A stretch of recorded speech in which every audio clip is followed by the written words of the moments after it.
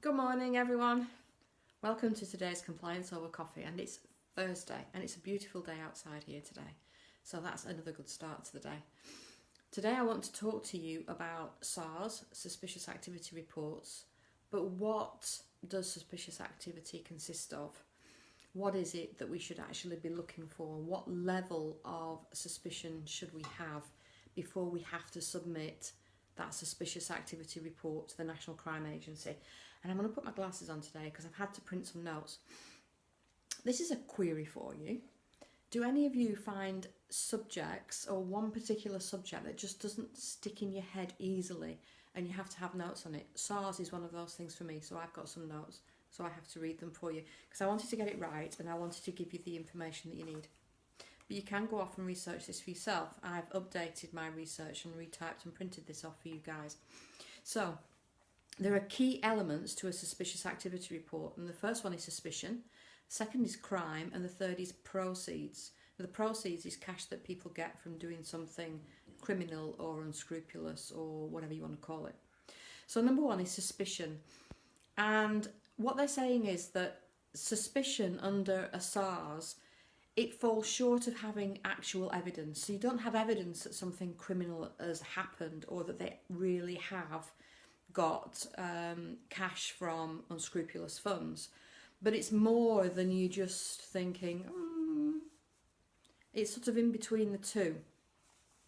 And you must submit a SAR where there is knowledge or suspicion of money laundering and there are reasonable grounds to know or suspect that money laundering has taken place. Now, know or suspect, this is one of those terms that they use in legislation an awful lot, and I were used to that. In crime, they use it quite a bit in that for arrestable offences, knowing or suspecting that an arrestable offence has taken place. So your suspicion could just be that you don't have actual evidence, but quite a few things that have been said to you or stuff that hasn't happened has built up, and over that course of time there are just some little niggling doubts in your head about some of the things that have been said or done or not done. And it says to exercise professional scepticism. So, don't just go off on and think he looks a bit dodgy or he sounds a bit dodgy or she does. There's got to be a little bit more around the periphery for them to actually look at it. But you don't have to have actual written proof that they've been dodgy dealing and got cash from it. Everybody should know what a crime is. It's criminal conduct which constitutes a criminal offence in the UK. So anything which is illegal and they're getting money from it is a crime. Proceeds is basically just what money they've got from carrying out that crime. That's what the proceeds are. It's the cash from getting it. Now, they've gone to such lengths, have National Crime Agency, to give examples of possible suspicious activity, and I selected some that could fit with us for sourcing agencies. So I'm going to read some out for you so that you can get some idea as to what they're looking for. And these are actual cases that they've been handed over to them and they've dealt with. A subject that has opened multiple current accounts in quick succession and used them to launder funds on behalf of others. So that could be when you think you've got an angel investor or multiple investors that have opened up multiple accounts and then streaming that money into just one account. This is why you have to really dig down into where that source of funds come from, because they get a lot of that happening, and some of it, not all of it, is money being laundered. So just be aware of it. Another one is a subject deposited a high amount into their account, which they had allegedly come from a compensation claim, and proceeded to use the money to purchase a property. Suspicious activity reports gave rise to an investigation which revealed that the subject had lied about the true money's origin. This is why I drum into you guys about it's not that they have the cash in the bank, it's where the cash has come from. These are real cases that National Crime Agency have dealt with. Somebody had drawn some money off a credit card for using funds to secure something or other, and they had fraudulently done it, so they'd stolen the credit card. This you could all trace and find out from getting details from statements and from audit trails. A suspicious activity report indicated that an account had received a large international payment which did not match the profile of the customer, who at the time was unemployed and in receipt of benefits. So how could someone have a large amount of cash if they're unemployed and in receipt of benefits? And the thing is that they may have inherited it, but you have got to ask those questions to find it out. So I wanted to give you some of those examples. The easiest way for you to submit a suspicious activity report is via the NCA's online submission service. And I've had a look at it and it looks fairly simplistic. But you have to first register with the National Crime Agency, and I talked about that, I think it was on Tuesday. What are they expecting you to include?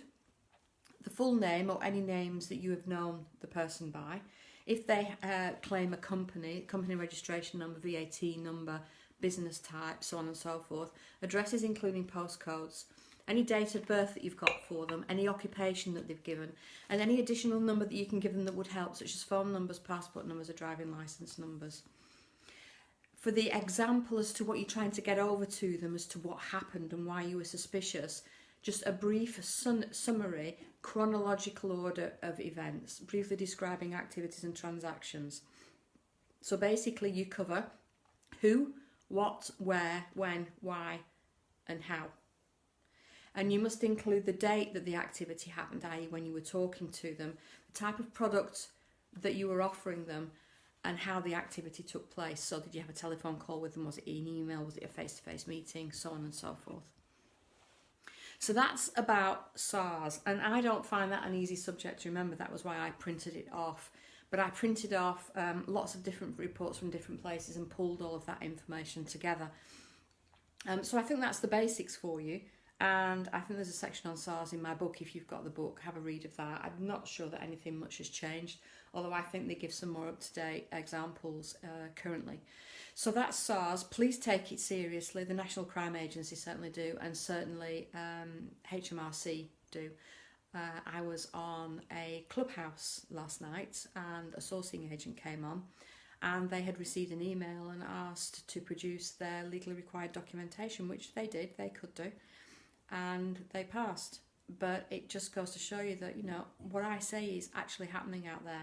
HMRC are now really starting to police the sector, and you really have to know what you're doing, and you have to have all of the documentation in place, because if you don't have that documentation in place and that knowledge as to how to identify your investors and what due diligence to do on them and how to do it and what you need to be gathering, you know, you could be inadvertently allowing people to launder money, and then you could be in serious trouble, because there's up to a 14 years prison sentence for, you know, aiding and abetting laundering money or laundering money. So, you know, just be very, very careful, and please, please take the subject seriously, because trust me, the powers that be do. A final reminder for those of you that would like a refresher on how you do due diligence on your seller, on the buyer, or you're not quite sure about what to do, you're not quite sure about what you should have to have in place. I'm running a one-day workshop this Saturday. It's £127. I will put a link for the information under this video for you this morning. We still have a few places left. I don't like huge amounts of people on it. I like it to be sort of quite a small group, and then I think people learn better in it. But we have a few places left if you'd like to join us. So if you're unsure about what I've talked about, if you're unsure about how to carry out due diligence on someone, what questions you should be asking, what you should be doing, what documents you should have in place, then Saturday is definitely the place for you.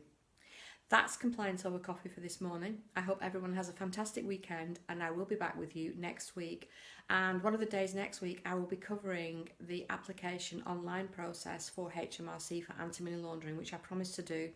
Tony and I are going to have to set up, Tony's got a gateway account that we haven't used before, to go through as far as we can to and take screenshots and see what questions they're asking at the moment. So one of the days next week we will run through with you the application process for anti-money laundering supervision with HMRC. So that's next week. In the meantime, have a fantastic weekend. I hope the sun is shining where you are and it continues to do so over the weekend. Stay safe, have a good one. Bye for now.